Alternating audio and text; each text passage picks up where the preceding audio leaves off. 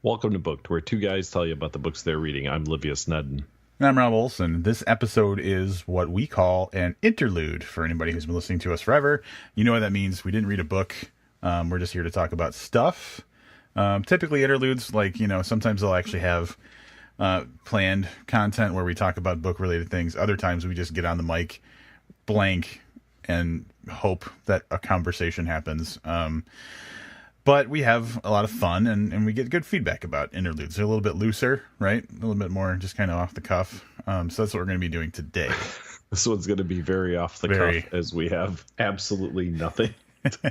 So Rob and I get on, this is a peek behind the curtain, 42 minutes ago. We're like, yeah, we got nothing to talk about. And I was like, I'm going to mention this one. We started talking about something. I go, let's save this for the podcast. And then we've talked for 41 minutes after that about a lot of book-related stuff. None of it for the podcast. So if you get an episode that has nothing to do with books, you'll be like, well, why can't we just hear that stuff that they didn't put on the episode, which is recorded. Like, it is something that is an audio recording, because I record everything, but it will never see the light of day. We could honestly, if we wanted to, I could murder Livius and without people's knowledge, just go through and put up all of the unused audio from 7 years. I could probably go a good 30, 40 episodes before I ran out of Here's where I'm at. Yeah, Livius's voice. It wouldn't make any sense. And people would be like, why is he talking about President Obama? This is the worst plot episode of CSI ever. Yeah. The digital forensic files, where they figure out that based on sounds in the background, something that kind of car hasn't been driven in at least 2 years. Right. Yeah. And then they slap the cuffs on me. Yeah. As well they should if you murder me. Yeah. So some of it was not publishable. And then Rob and I spent goddamn 20 minutes reading signed books to one another, like the signatures. So if you don't follow us on Instagram or Facebook, you may not know that Rob had a great idea to post once a day a book that was signed to one of us in relation to the podcast, typically, or whatever. And it's been somewhat successful. Rob enjoys doing it. I thought he might be running low on books, so I sent him some photos that he's been posting. So we're kind of going, well, what else do we have? And then it just turned into us comparing inscriptions in books. Which is really lame. It's half fun walk down memory lane, half I can't even remember this happening, oh yeah, for sure. So yeah, and that could be a tribute to old age. It could be, there could be many reasons why we don't remember these things, but it's fun to just you feel weird. There's a book that you haven't opened up in 5 years, and then all these, because for us, Warmed and Bound, for example, the anthology that we reviewed at the beginning of the show, when we first started out, we spent so much time and energy on that. So it brings back memories of that.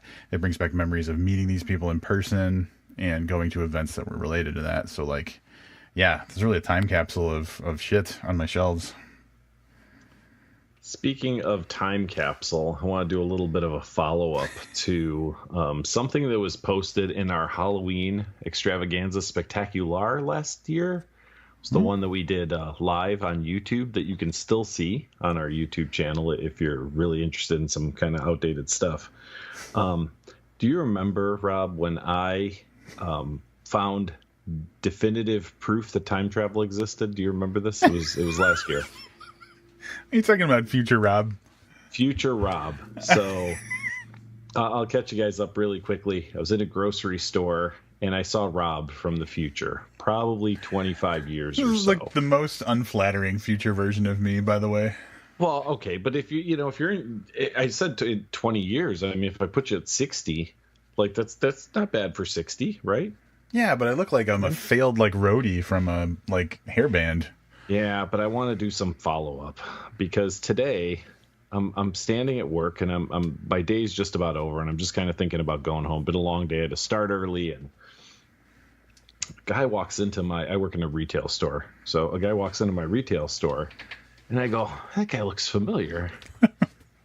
But I can't quite place him. So as I'm staring at this adult man that might look a little bit like I think Robb would in 20-ish years, he looks over and gives me a head nod that also seems very familiar. So I go, well, shit, now I know the guy, because that was a hey buddy, what's up kind of head nod, not a like I just walked into a place and I'm acknowledging you. So I'm sitting there, and for 5 minutes I'm watching this guy as he's walking, through the store, and finally it dawns on me that it's future Robb. So I stay at work like an extra 20 minutes because I feel like at some point future Robb is going to approach me with whatever information he's come back from the future to give me. And he never did. But Robb, I have some potentially terrible news for you. I have figured out a few things that happen between now and the time the future Robb can travel back in time to warn me potentially about these terrible things that happen so that I can stop them. In the future, you will have laser removed your booked tattoo.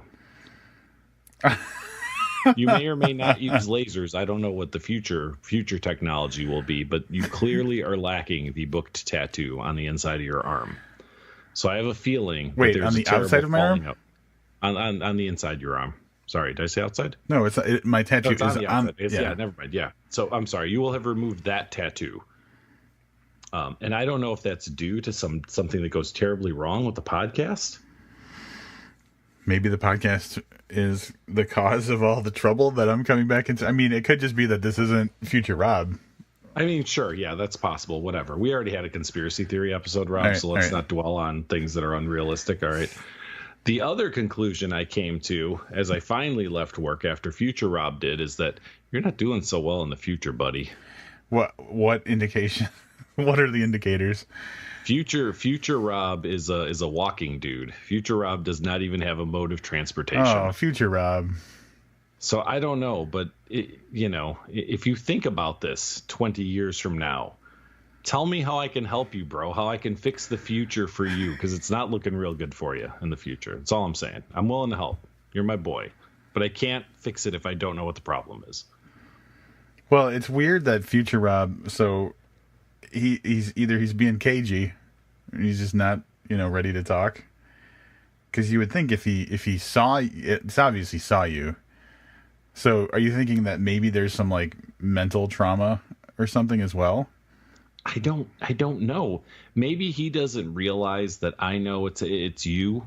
I don't even need to see him anymore. Just address the fact that it's you. And maybe you don't know how to like tell me without having me freak out over the time travel thing. Yeah. Oh, maybe he's already tried to approach you and it didn't go well, and then he had to like erase your memories.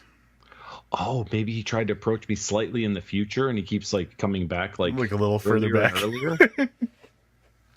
That's creepy. That would be, that would suck so much because that means you're just destined to have really bad interactions with the future Robb, like a lot in the future. Yeah. Yeah, but this is the third time I've seen future Robb. The second time I was happy because he was in a restaurant. So at least I'm eating. Well, yeah, but you had a couple friends, and I got to tell you, they did not look like high-quality people. So I was like, well, look, at least he's got some friends. I was like, but they kind of look like losers. So I don't know. I don't know, man. All I'm saying is that I'm worried about you. You're worried about future me. But yeah. Present me is doing just fine. Present you is doing okay. So, at any rate, I just wanted to follow up. I say just fine, and you say okay. Just wanted to follow up on a 9-month-old. You're like, present Robb's doing pretty rough, too. I'm trying to move past this so we don't have to talk about it. But then I realized, so all of this is what it is. It's potentially a little creepy or whatever. Then I realized how I must seem, because I only use this computer for the podcast. That's literally all I ever use this computer for. And which means I don't download a ton of stuff. My audio files, on those rare occasions, like when I was editing The View, they go into a folder and stuff. So on my desktop are about a dozen icons, and one of them is the photo of future Robb. So it's really small. But I have a picture of this guy, you, in the future, from the future, on my computer. And I don't know. None of this looks good if there's ever an investigation, I guess is all I'm saying. All right, so I think that since we've talked about future Robb, I think it bears mentioning that you had a run-in with a photo of past Robb recently. Yeah, I did. All right. You can stop me when this gets to be more than what you want to be on the podcast, but we share a Google Drive. A Google Drive, I guess, is what I'll say. That's where our docs are when we have notes for podcasts, interview notes, that kind of stuff. While I was waiting for present Robb, which is, I guess I start just referring to you by your three different the three potentially different things. My positions in time, yeah. Yeah. I was on the page, which is pretty much one of the tabs that's always open, is the like recents tab for our Google Drive, and I was just doing that thing where I'm scrolling the mouse wheel, like with no intention of doing anything, just kind of like fidgeting. I scroll down and I go, what are these like 8 videos? Like we don't use these for the podcast, right? So the screenshots of them look like really cheesy, maybe like British, turns out Russian, yeah, British, yeah. like sitcom stuff. So I put one on, and it's called like a bra in the bookstore or something. I don't know if that's the one I clicked on, but it's these like 2-minute clips, and I know I've seen these on Facebook before. Like the one I saw recently was there's couples are going into the shoe store, and the clerk in the shoe store is a rather sexy woman. And when she turns around, she's essentially wearing like chaps. And she'll like turn around and like bend over to get shoes. And then, of course, the wife or girlfriend always flips out on the boyfriend. Right. Who's just like sitting there minding his own business. Like it's his fault she doesn't have like, underwear on or whatever. So yeah, Robb has amassed a collection of these funny Russian videos with topless women in them in our booked drive. All right. So it bears explaining why this has happened. So, sure. Yeah. Let's as a person who peruses Reddit, every now and then, like just random weird GIFs will pop up, and this, I have a very like curious mind about certain things, especially when there's topless women involved. But like, I was going to say curiosity about naked women. I think you might not suffer alone in that. Yeah, I had encountered like a few like of these random GIFs where like. It looked so like the whole premise of this weird Russian TV show is like this very attractive woman with a very nice body will be in these like just absurd situations where like they're at a store and like something's stuck to her shirt and she asks someone to like help her try and get it off, and then like in the process her shirt comes off and they get all embarrassed. It's like a candid camera kind of thing. But I had seen just a few of these GIFs and I was like, what the hell is going on? And so I randomly discovered through some research, like someone had uploaded like the actual, like episodes of this show.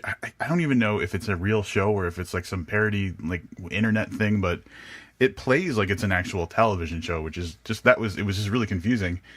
And like the only way to look at them was like they had uploaded them to Google Drive. So apparently when I clicked on them, it saved them into the booked Google Drive, unbeknownst to me.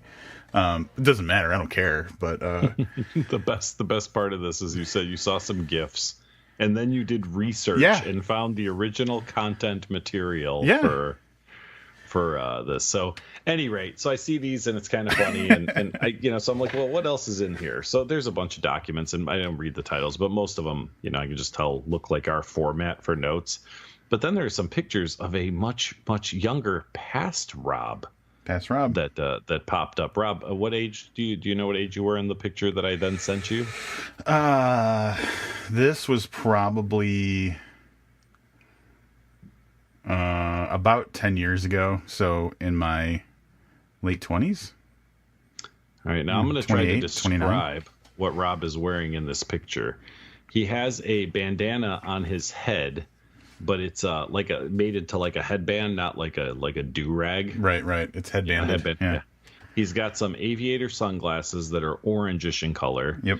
He's wearing what I think is called a fishing vest, maybe. I could be a little wrong about that. Yeah, but like it a tan, khaki kind of color. Yeah. And he's wearing shorts that look like they were actual, well, not quite khaki, but that type of pants that looks like he may have cut them himself. Black socks, gray gym shoes, and he's holding a briefcase that my grandfather would have been proud to carry in like the early 70s. Is the best way I can describe that. Like a really brown, a light brown like attaché kind of case. Say like not even a briefcase, an attaché. And it's important to point out that I'm wearing some sort of dog tag around my neck too. That's very true. Now that I blow the picture up, I do see there is a dog tag and a wristband, but I feel like the wristband may actually have been something you were wearing. It's a black leather wristband. It is a black leather wristband. Yeah. So then Robb tries to tell me the story that this is potentially Halloween, although I can see two other people in the picture, not clearly, but I want to say they don't appear to be wearing Halloween costumes. Neither of them are. So this is my apartment, and I'm trying to remember. Now, I think it was we had a Halloween party where I feel like I dressed in this costume. But there was also, all right, so I am Walter from The Big Lebowski. The John Goodman character, Walter, in The Big Lebowski. I've not seen this movie, but I actually said to Robb, I feel like you're somebody from that movie that has the dude in it, because that's how well I could come up with The Big Lebowski. Around that time, so the reason I'm a little bit confused is because around that time, maybe within a year of that picture being taken, there was something called Lebowski Fest, where like there was a screening of the movie and like, blah, blah, blah. And people like would dress up. And so I believe that I went dressed as Walter to Lebowski Fest, but I'm not 100% sure of that. I just want to say that in the time we've been talking, I took past Robb, present Robb, and future Robb's photos. Like I put them all on the screen at the same time. There's even less doubt in my mind. Is future Robb sort of an amalgam of past and present Robb? Yeah, it's like it's like looking at a winding road. Like maybe you're not sure how you get from point A to point, but if you look, there's like the wind in the road that gets you there. It's there. Yeah, it's absolutely there. Livius, I just sent you a picture of Walter from The Big Lebowski.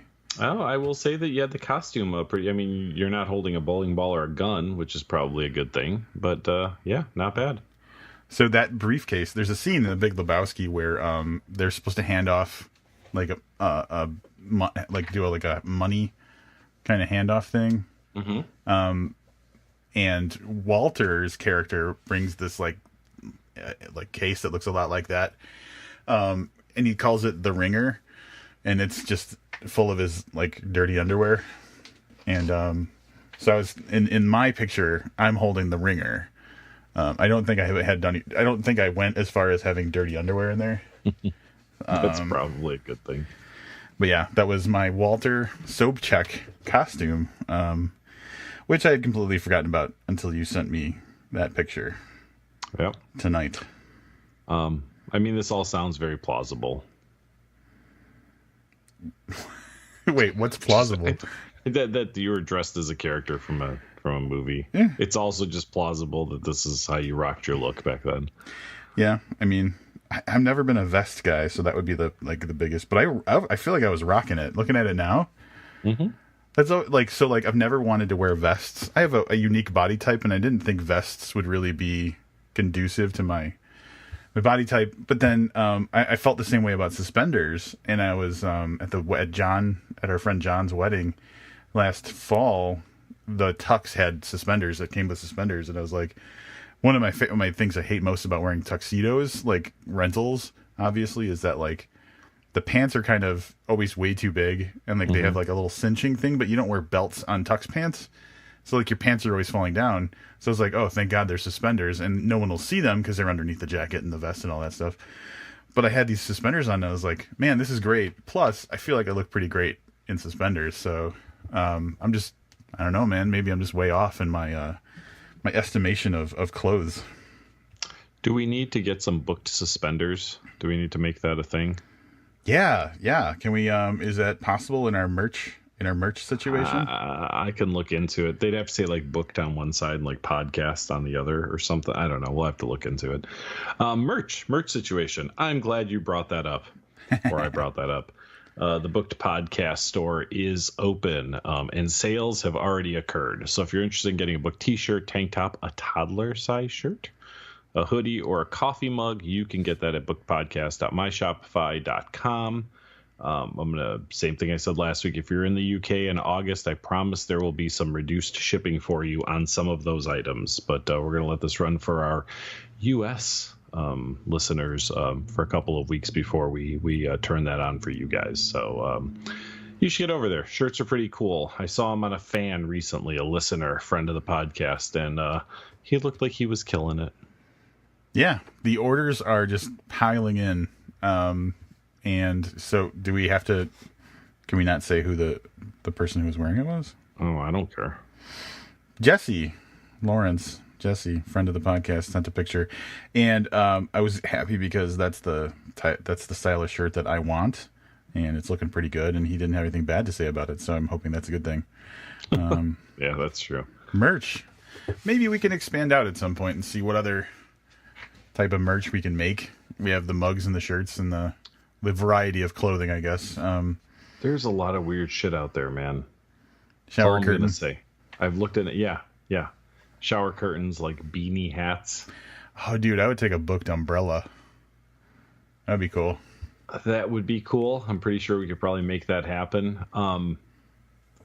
Yeah, it gets tricky on how to do all of this. So, but yeah, definitely.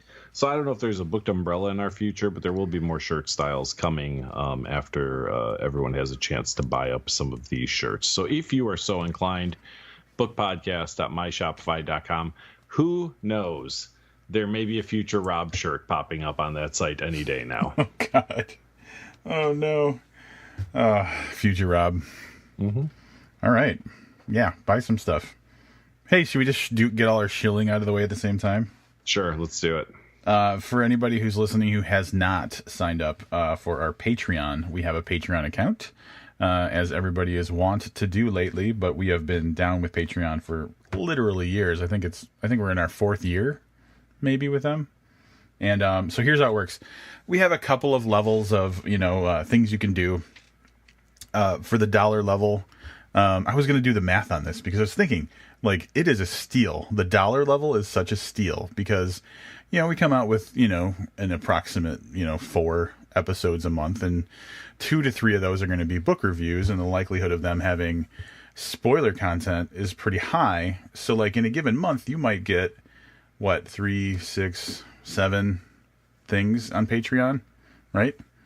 7 to 8? 3 spoiler talks. For $1. That's like 35 cents. Yeah. For per thing. All I'm saying is you're getting a lot for like a very small amount of money. So like $1 a month gets you access to, and now if you think about it, if you're just giving us money now, you're still getting access to all the ones that came before. So it's an even better deal. Like you get for $1 a month, you're paying for stuff that people have been paying longer than you. They already gave us money for that stuff, and you're just getting it because it's there. So $1 a month, an absolute steal. We should consider bumping it up. I'm not a good salesperson, am I? Oh my God, that's so terrible. Here's what you should consider doing. If you love and want to support this podcast, donate $1 a month. If you really, really love this podcast and want me to send you pictures of future Robb every time I see him, God. Send like $10 a month. Well, there's the $5 level, right? Which once a year we send out mugs, coffee Correct. mugs, and these are not the mugs you can buy on our My Shopify page. These are unique designs that are only available for Patreon listeners.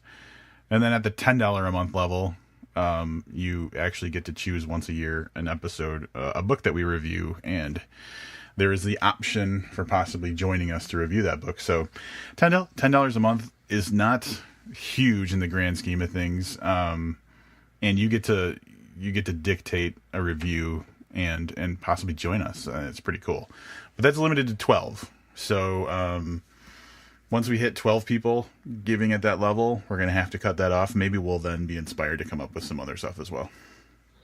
If we hit $200 a month, I promise to make Robb watch some sales videos on YouTube. So is my pitch, is my approach, am I de-incentivizing? All I know is it's making me crack up, so I'm good with it. I don't know how it's coming off to other people. So, All All right. Yeah, like with anything, if you have the ability to support the artists that you love, I don't think that we're artists, but my Patreon contributions have been growing of late to more places. So support the people you love. Yeah, that's all I'm saying. Here's what I'll say. I just confirmed a road trip that I'll be going on a few weeks from now, and it's going to be with Ryan, the marketing intern, who is really more Ryan and less marketing intern. However, there's a good likelihood that we'll be recording content on the road, whether it's video or audio, and I'm considering making that a Patreon exclusive. Episodes that do not feature my voice should be Patreon exclusives. I agree. Wow. So yeah, plenty of reasons to check out Patreon. There's tons of content there. Spoiler talk is sometimes some of the most stimulating part of a discussion about books, so I don't want you to be missing any of that. All right, that's it for this week. We talked about selling shirts, Patreon, and future. Rob, what else could somebody want? I want to talk about international travel a little bit. Is that okay? Sure. So, Livius, you've been to Romania. Indeed. Have you been anywhere else outside of the country? So I have been to Romania, although this marks the 30-year anniversary of my being to Romania the last time. Yeah. Wow. So I was 15 the last time I was there. While I was there, I did spend a day in the former Yugoslavia. And I was in Windsor, Canada for like 2 hours once. Huh. There's a casino there. Does that have anything to do with that? Is the casino in Windsor? No, I think the casino's in Detroit. There's a strip club in Windsor, like a strip club steakhouse, which I did not go to. Have I ever talked about this on the podcast? I don't think you've ever talked to me about that at all. All right, so this has very little to do with Windsor. I spent a lot of time in New Orleans. I'm sure that's come up on the podcast. Oh, yeah. And the year that Katrina happened, New Orleans was kind of off the books. They were essentially shut down for business. So I thought, where else are they really fucking serious about Halloween? And I thought, in fucking Detroit, they set shit on fire for Halloween. Those like people are Hell Night or whatever? Yeah. Devil's Night? Devil's Night. Yeah, it was close. Devil's Night, yeah. You're right. So we decide to hop in the car and go to Detroit for like 3 days. 2 days? I don't know. It was a short trip. And we go to Detroit. And I got to tell you, Detroit's rough, or at least it was 10 years ago or whatever that was. Yeah, it was like 13, 14 years ago. 13 years ago, yeah. And not a lot to do in the downtown Detroit area. So we decided, what the hell? This was before you needed like a passport to go into Canada. Right. So we said, fuck it, we're going to go to Windsor and see what's going on. Now, this is on a Sunday night, and it's probably like 8 o'clock. So let me tell you, if you're in Windsor at that time, there is nothing open. There's like gas stations that are open. Everything else is essentially closed. But you have to go through the border. And at the border, there are people stationed that, may check your car for drugs or kind of ask what you're doing. Yeah. So we get there.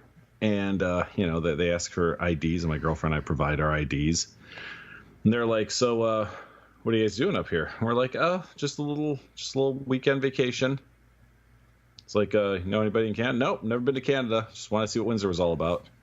And they're like, this is going and coming back. And they're like, you came to Detroit for vacation, which I didn't realize how sketchy that sounds to somebody, because I thought it was a great idea. Right. And I was like, great, we're going to get arrested because our cover story of going to like enjoy a few days in Detroit was not playing with the Border Patrol. So we got a lot of weird looks and stuff, but we didn't get the car searched or anything. But there was like weird like steam coming up out of the sewers and the streets. Like it was just really, really bizarre. Well, and beyond like the fact that you were like, we're going to go to vacation in Detroit, when Detroit wasn't satisfactory, you're like, I know, Windsor, Ontario, Canada. Yeah. That means some poor decision making going on there. Yeah, but it was inexpensive, and we got away from home for a few days. But yeah, it was. I think we probably were there 2 nights. I think it wasn't a very long trip, there was nothing memorable, other than like starting to sweat when the guy, you could just tell, like doesn't believe that we decided to, because I didn't want to say, well, we came here because you guys burned shit down for Halloween, because that sounded like a terrible thing to say to someone in, like, you know, like domestic terrorism. Yeah. And then it turns out they had the lowest number of fires, like, in recorded history or something that Halloween. It was like 7, and the year before was like 120. So we didn't see any fires either. Did you go over the Ambassador Bridge? I don't believe so. Okay, that's how I went over one time. There is the Caesars Windsor Hotel and Casino, and the Caesars Windsor Hotel and Casino self-parking garage. Okay, so I've seen these two like things on the map. Caesars Windsor Hotel and Casino is literally on that little river that separates Detroit from Windsor. So that's probably what I was thinking about. I know we saw a casino, but I was pretty sure it was on the Detroit side. Adam in Oshkosh, whose legs don't work, I believe, did a spell up in Windsor when he was going to school. So he may have tipped me off to that. But I did go over the border from Detroit into Canada, probably in a similar time frame as when you did, for entirely different reasons, which I'm not going to go into on the podcast. And the thing, so did you just pretty much stick to the city, or did you like go driving around at all? We drove around Windsor for a little bit, and everything, like literally everything was closed. So we essentially turned around, went back to our hotel in Detroit. So like what, like I was there at night, and I had gotten through Windsor and kind of into the more like residential / rural areas. And the thing that immediately struck me was that they don't, at least where I was, they weren't using reflective paint to do lines on the road. So at nighttime, like, you know, it's not helping you out. Like, you can almost not see the lines on the road. Yeah. And I was like, what kind of backwards ass country doesn't even use reflective paint on the roads? And then I was constantly doing like the kilometers per hour, like, you know. Yeah, that was the other thing that I remember. It's just weird. Yeah. Like, I'd never driven in kilometers per hour before. Yeah. And I did not go to a Tim Hortons, so I feel like it was like a wasted. So, or what you're saying is you want to go to Windsor? No, that's not why I brought it up. That's not why I brought it up at all. All right, okay. So you've been to Romania, a little bit of Yugoslavia, which doesn't exist anymore, and Canada. Actually, we have very similar, because I've been to Canada, and I've been to like Eastern European countries of Macedonia and Bulgaria. You know, so former Yugoslavia. We've been to the same kind of region, basically, although I have not been to Romania. The reason I bring it up is StokerCon 2020 is in the UK, and that was just posted on the social medias, like I think today or yesterday from when we're recording this.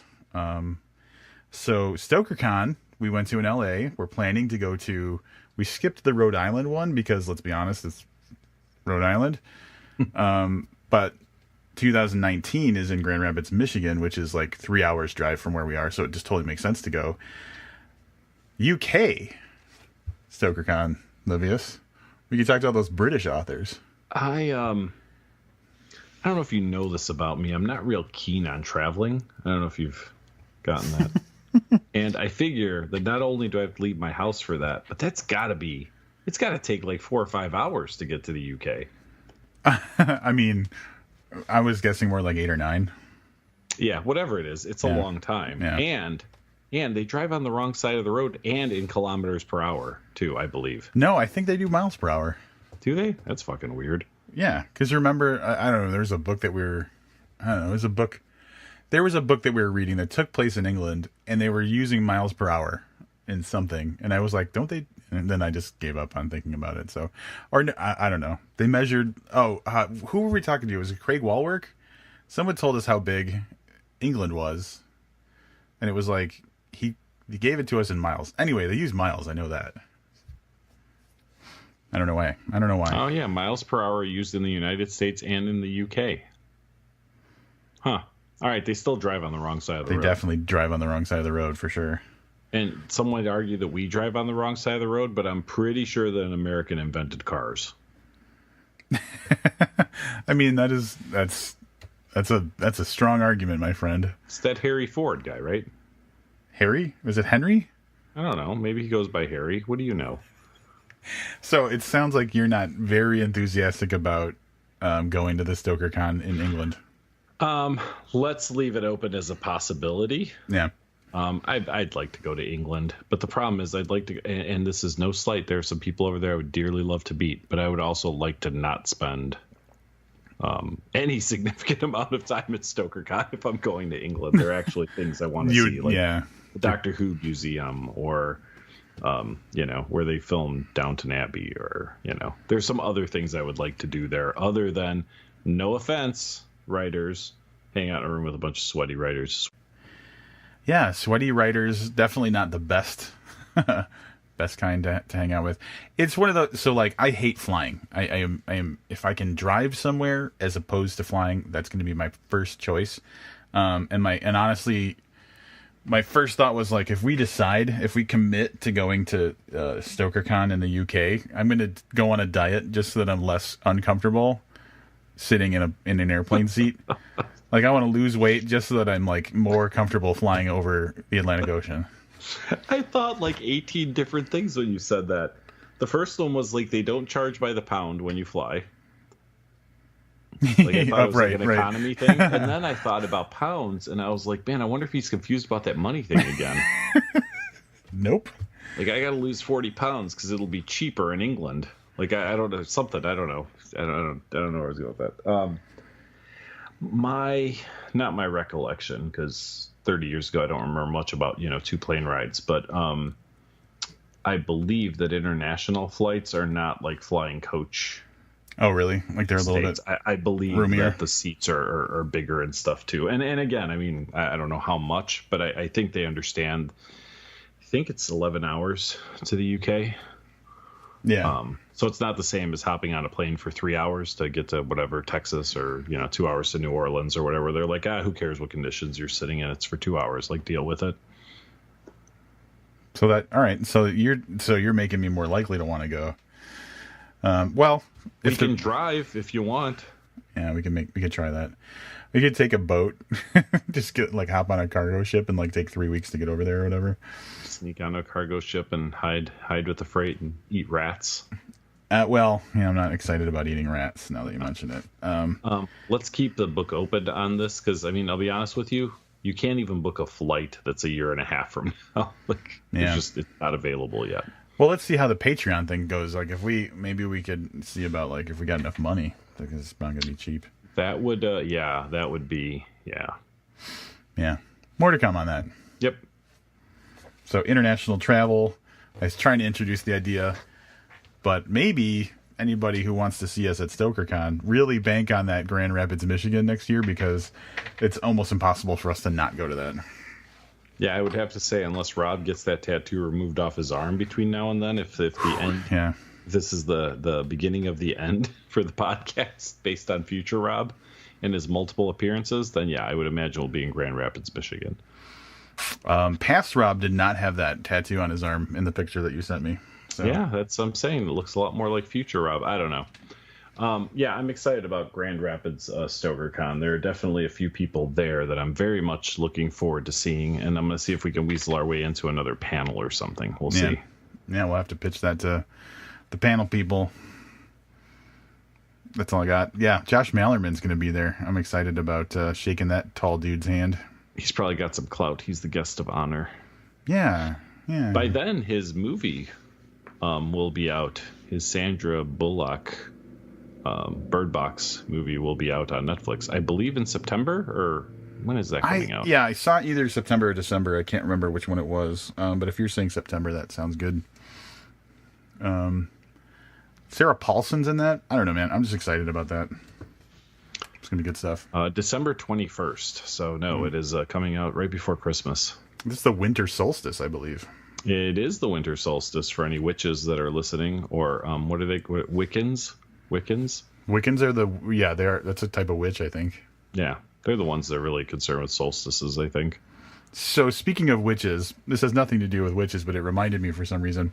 I saw something today, and I'm very excited about, and I think you're going to be excited about. There's a teaser out there for the Rob Zombie movie 3 from Hell. is there? Well, I was scrolling through Twitter, and apparently there was some event recently came up that Rob Zombie was at where he played like a 30-second little teaser. It was like a bunch of footage from the older movies, but it was hyping like that 3 from Hell is coming out. And it's like filmed by someone's phone, like looking at a screen or something like that. I think on Rob Zombie's Twitter. We're going to take a time out and look at this. So we just took a minute to track this down. It's on the Rob Zombie official Instagram is where I saw this. Super exciting, but there's zero new footage. But there is audio, like the audio they play. There's like a news report about like saying something along the lines of they can't confirm that they're dead or something like that. So. Yep. But yeah, showing footage, little like flashes of still images and footage from the earlier movies. I don't know, man. I'm pretty excited. I think everybody loves The Devil's Rejects, and so I'm excited to see the new movie, but I'm also really interested to see how he pulls off like doing a sequel to that movie. It's going to be a stretch. So, based on the trailer that I just watched, and like you said, the voiceover portion, it implies that they are not dead. I mean, that's the implication there. Because I was worried for a little bit that this would be... So, House of a Thousand Corpses was a classic slasher horror movie. Right. The Devil's Rejects was really more of a crime story, like a really violent crime story. Mm-hmm. And I was afraid that the third one would be like supernatural horror. Like they all come back as like Jason Voorhees type characters. And I was like, that's going to suck. So I'm glad that at least the implication here is that they're perhaps alive. Yeah, they somehow survived, yeah. Yeah, and I would have to imagine it's been a while that we'd be catching up with them down the road. Like not something that picks up, 20 minutes after The Devil's Rejects. Because it's got to be over 10 years now, right? Yeah. Yeah, dude. And I'm looking on IMDb. It's got the cast list is pretty filled out. Interested to see that Clint Howard is in there. Danny Trejo's got a role. But there's no date right now. It's in post-production, but it's not giving a release date right now. Yeah, that movie came out 13 years ago. Devil's Rejects? Yeah. Yeah, that's bonkers. So it might be a little hard to pass off that, this is the next day. Yeah, all the actors are going to look a little rougher. A little aged. Yeah. I still feel, though, that Rob Zombie's old lady might still be super hot even 13 years later. Yeah, she's going to be super hot. You think that's going to get us back into those comfy chairs? We went and saw... Absolutely. Livius and I, for those who are listening and aren't aware, we went and saw the Rob Zombie movie 31 when that released, and we went to one of those theaters. It's got the comfy, like, reclining leather chairs and stuff, and then we did a recording. We reviewed it on our YouTube channel, so you can check out our review of that on the YouTube channel. We got some stuff on our YouTube channel. We did. Rob and I laid down next to one another, essentially, in a movie theater and watched it. It's so weird doing that. Yeah, I mean, I feel like that would be a nice setting for, like, romantic situations, but, like, co-hosts laying down, I don't know. We didn't, like, hold hands or... It didn't get weird in there. No. It felt weird. I'm excited for the sequel to The Devil's Rejects. Yeah, man. But I'm not as excited as I am for the sequel to Halloween. Yeah, did we talk about that yet? I don't know if we did, but it merits talking about again. So for anybody who is not aware, there's a sequel coming out to Halloween. And so you're thinking to yourself, so this is got to be like Halloween 13 or 11 or whatever it is. No. Blumhouse, Jerry Blumhouse, is that his name? Blumhouse Pictures? Maybe.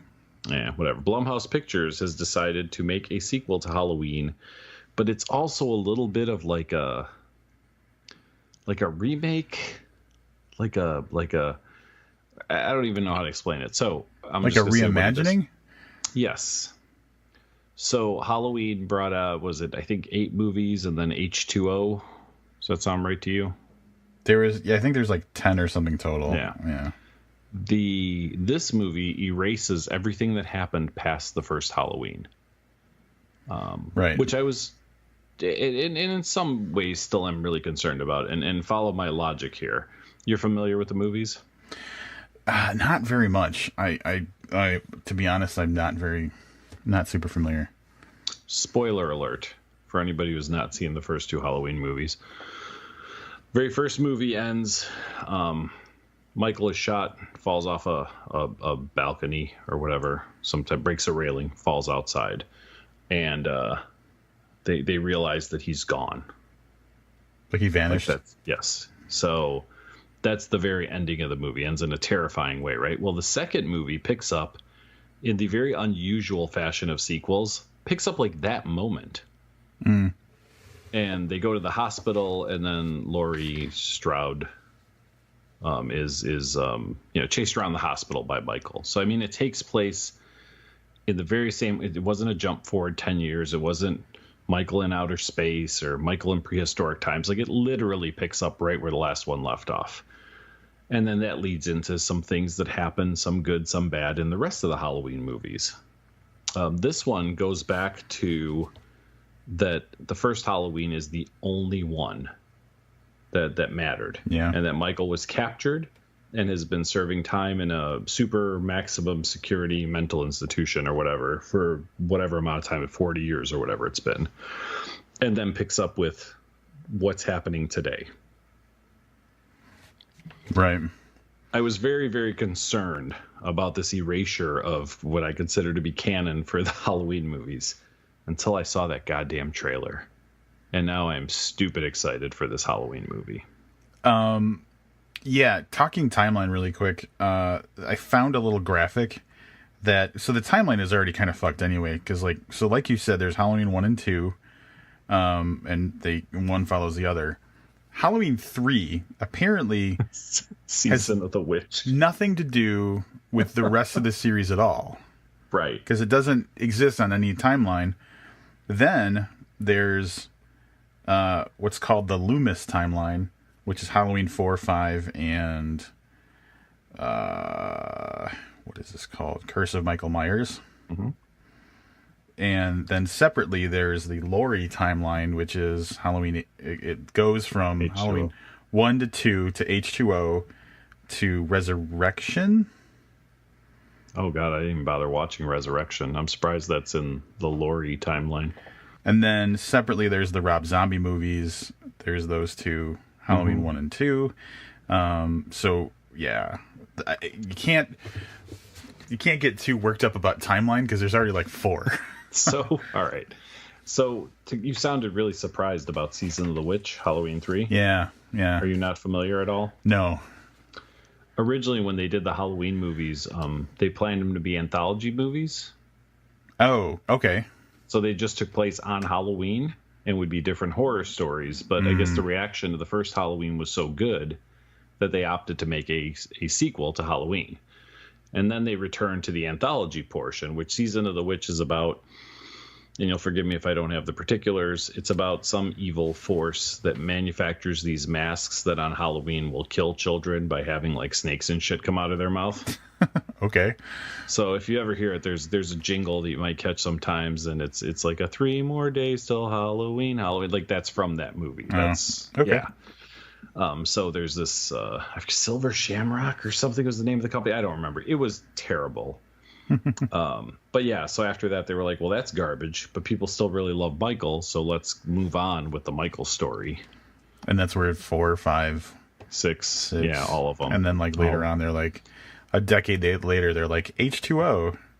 Well, see, but that's the 20 thing. years. So H2O, which I'm sure this is just super boring for anybody, but H2O was a return to Michael going after. So they call it the Loomis timeline because he is the psychiatrist who treated Michael. Oh, right. And who's after him the whole time. So Laurie disappears from the storyline for those movies, although her family comes up and stuff. H2O was the 20th anniversary. Yeah. And it's Michael versus Laurie again. Like he goes after her as an adult. That makes sense. And then if that ending wasn't satisfying enough for you, they basically said it wasn't Michael. It was a Michael imposter. It was like a copycat Michael that went after her. So they continue. Yeah. So, at any rate, those movies on their own, varying levels of enjoyment. Overall, I really enjoyed most of them, even when it got really weird. So, but at any rate, they've erased all of that. And we're going to nothing has transpired in 40 years. Now, back to your excitement for the trailer, because holy shit, I watched it. Because, like, I will say up front that I was a real little bitch about horror movies when I was a kid. Like, I just could not handle the scary stuff at all. So I avoided a lot of it. Like, Nightmare on Elm Street didn't, come around in my life until I was an adult. Same thing with, like, all the Friday the 13th movies. I never watched any of that stuff. So I missed out on, like, experiencing it when it was fresh. So the Halloween series, I feel like I maybe saw the original Halloween movie. Maybe. I watched the Rob Zombie ones, and I know that when H2O came out, I watched that. But that's probably it. Watching this, but now I'm interested in all that stuff. So watching this trailer when it dropped, I was like, man, this looks fucking amazing. It looks real, like, brutal and, like, stark and harsh. And when he drops those teeth into the bathroom stall. I mean, up until then, I was, like, getting excited, and I saw that, and I was, like, giggling like a little fucking girl. That's real. Oh, that's awesome. Dark, man. That was so, I mean, talk about getting your blood going when you're watching something. That was just amazing. Yeah, because nothing good is going to happen after some random stranger who's trying to beat down the door of your bathroom stall drops someone's bloody teeth onto the floor in front of you. Like, there's never going to be a good outcome for that. You might as well just reach over and unlock the door because it's over. Yeah, the interesting thing about Halloween that I had forgotten, because after seeing the trailer, I watched the movie as a, preparing myself to erase the rest of them from my memory. And again, I might be off by one, but those movies, there's really this kind of escalation. At one point, people were counting, like, body count in those kind of movies. Yeah. Halloween being, one of the original iconic slasher horror flicks, only 4 people are killed. I take that back. In the present timeline, so you go back to when he's a kid, and he kills, like, his babysitter and her boyfriend, I think, right? So then you fast forward, whatever it is, like 10 years, and he kills, like, a mechanic, I think it is. But you never see it. They just find the mechanic's body, and then he only kills 3 teenagers in that. 3. Oh, he got the jumpsuit from the mechanic. That's why he wears the jumpsuit. Yes, yeah, gotcha. But you don't even see that murder, and you don't really see the murder of the babysitter either. Yeah. But you go from 3 in the whatever present timeline in the movie. So I think at one point they were touting that, like, Friday the 13th, like 8 or something, had like 230 deaths. Like, he was just murdering. Like, I mean, like, the whole thing was, how do you get more murders than the previous movies did? There's a lot of good tension in that movie, man. I mean, you should watch Halloween. It's definitely interesting. The problem, we talked about this, I think, with books recently, and the same holds true for movies. When you go back and you see something that really set a precedent, you have to remind yourself of that constantly, because the stuff you see starts to become, you're like, oh, this is so cliche. Right. But it's cliche because a million people ripped that off. Yeah. But in your mind, you're like, oh, I know exactly what's going to happen because I've seen this jump scare 100 times. Yep. When you watch Halloween, that was the originator of that scene. So I feel like I constantly have to remind myself, because when I start lulling into, like, oh yeah, I kind of know this, you kind of see it coming, you can kind of see this. I've seen this a bunch of times. But it's because it was so good that everybody else is like, we have to do that too. Yeah. Yep. Yeah. So I'm excited about that. I was super surprised to find out that it was written by Danny McBride. Because he had always just been, like, a solid comedy dude in my mind. And I don't believe he has any horror-style credits besides that. Are you aware of any? I vaguely know the name, so no. Like, I recognize the name as someone who's done stuff, but yeah. Yeah, he was in, like, that movie Pineapple Express, and he's done a lot of stuff with, like Seth Rogen and those types of people. It's funny that you mentioned Seth Rogen, because I was really surprised to hear that he was so heavily involved with Preacher. Danny McBride? No, Seth Rogen. Oh, Seth Rogen? Oh, yeah. That's right. Yeah, we talked about that before. Yeah. Totally forgot. I'm gonna scroll through. So Danny McBride just does like super comedy stuff a lot. He did that Eastbound and Down TV show on like it was like Showtime or HBO or something, and he's with Walton Goggins in that Vice Principals show, which I have not watched yet, but I hear really good things about. Yeah, that's usually not the kind of stuff I lean towards. So quite honestly, like I said, if I hear Seth Rogen's involved in something, I kind of assume it's not going to be my thing. Right. So if they're like from the makers of Pineapple Express, Halloween, like that sets off like the wrong signal in my brain. So, yeah, he's solidly comedy except for and as far as his writing goes, it's all so it was a surprise, but like, man, based on that trailer, I think he did a good job. I just want to throw some more editing garbage at Rob so you can figure out how to put this together in a cohesive episode. I did watch Hollyweed. Do you know what this is? Yeah. All right. So Kevin Smith 3 years ago made a pilot for a TV show called Hollyweed, which was about him and another guy working in a medical marijuana dispensary. And for some reason, they've decided to release it now, 3 years later. It's because he had a heart attack. Well, but he had a heart attack like 4 months ago. I know. So, sorry, continue. So that's okay. So for some reason, they waited, 3 years to release this. And it's on this weird platform where you can like go watch it for free on like YouTube, the pilot, which... if you're a Kevin Smith fan, yes, you should absolutely do it. Should you have high expectations? No, it was basically pretty terrible. But their pitch is, after you watch it, if you want to see more episodes, you go and pledge how much you are willing to pay per episode. Oh, Jesus Christ. But then the more people that pledge, like that price goes down as you get, like, it's a really weird, it's kind of like a GoFundMe, but the more people pay, the less you pay to get more episodes made. Now, I will tell you, I love Kevin Smith. So this is kind of like a humble bundle kind of thing? Remember those? Yeah, sort of. Yeah, exactly. I just don't know that his turn in filmmaking and apparently TV making, like there was a turn that happened somewhere that just that no longer appeals to me personally. And I wanted to like Hollyweed. And I will say there are some good jokes in there, but the acting was really terrible and everything was super exaggerated. And but it's there if you want to see it. It's like 24 minutes long or something. It's like your standard kind of TV sitcom length. But the most interesting part of that is they went back to film a scene for it post heart attack after he's lost like 65 pounds. So it's like the episode takes place during the course of one day. And then the very next morning, Kevin Smith, it's the new Kevin Smith, it's future Kevin Smith, the one that weighs significantly less because he had a heart attack.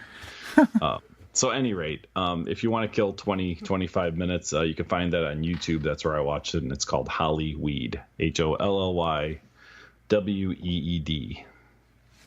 Yeah, the only thing that I just have, it's tough for me to talk about Kevin Smith because I used to really enjoy a lot of what that dude did, like his movies, and then also like a lot of his podcasting stuff. Fairly certain that you and I probably wouldn't have had the idea to do podcasts if like we weren't listening to podcasts like that. Well, me, that was my... I was going to say, yeah. I don't know about you, but so for a long time I had a lot of love for that guy. That he obviously went in a direction in his life where he's like, I feel like my interpretation is this guy is just, he's happy and he decided just to do things that live in that happy world, like he's just, I can do whatever I want because I have a comfortable life is good, I'm just going to do some fun, I'm just going to have fun, instead of challenging himself to make art. So good for him, but like I can't stomach the stuff that he's putting out. I just can't. Yeah, I watched Red State, which was vastly different from anything he had done, and you know what? I liked it. It was okay. Yeah, it was okay. But then I watched Tusk, Yeah, that is a pile of shit. And then I was like, oh, he's got another movie coming out, Yoga Hosers. And then I saw the trailer for Yoga Hosers. I was like, you know what? Well, I'm not going to do that. So currently, I do know from having seen him recently in his traveling podcast with Jason Mewes that they are still working on a new Jay and Silent Bob movie, and I'm sure I will see that if and when it ever comes to fruition. Yeah. But yeah, these weird movies he's making just aren't. They're just not my thing. So yeah, and neither is Hollyweed apparently. Yeah. I mean, there's some funny stuff in there, but like I said, the acting is by and large awful, and way exaggerated storyline. Like I don't know, overplayed. I think even for a pilot. Well, anything else? Like we can't end the episode on Kevin Smith's career is in this very sad decline. So is there any? Is there anybody else whose career is in a sad decline we can talk about? This podcast. So you've been listening to the sad decline of book. Please keep listening is going to be our new sign off.